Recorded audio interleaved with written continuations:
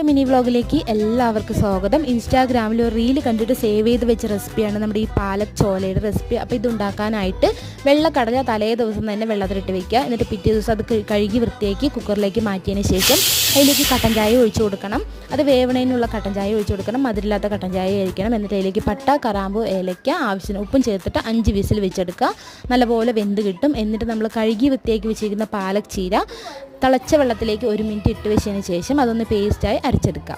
ശേഷം ഒരു പാനിലേക്ക് എണ്ണ ചൂടാക്കിയിട്ട് അതിലേക്ക് ജീരകവും സവോളയും വെളുത്തുള്ളി ഇഞ്ചി പേസ്റ്റ്, തക്കാളി, മഞ്ഞൾപ്പൊടി, മല്ലിപ്പൊടി, മുളക് പൊടി ഇതെല്ലാം കൂടി ചേർത്തിട്ട് ഒന്ന് വണക്കിയെടുക്കുക. പച്ചമണം ഒന്ന് മാറി വരുന്നത് വണക്കിയെടുക്കുക. എന്നിട്ട് അതിലേക്ക് വേവിച്ച് വെച്ചിരിക്കുന്ന കടലയും നമ്മൾ പേസ്റ്റാക്കി വെച്ചിരിക്കുന്ന പാലക് ചീരയുടെ പേസ്റ്റും കൂടി അതിലേക്ക് ചേർത്ത് കൊടുത്തിട്ട് ഒന്ന് വണക്കിയെടുക്കുക. എന്നിട്ട് ഏകദേശം 5 മിനിറ്റ് ഒന്ന് നല്ല തിളപ്പിച്ച് വേവിച്ചെടുക്കണം. അപ്പോൾ നമ്മളിത് ചപ്പാത്തിയുടെ കൂടെയും പൂരിയുടെ കൂടെയും കഴിക്കാൻ നല്ല ടേസ്റ്റാണ്. നിങ്ങളും ട്രൈ ചെയ്ത് നോക്കണം. അപ്പോൾ നാളെ മറ്റൊരു മിനി വ്ളോഗുമായി കാണാം.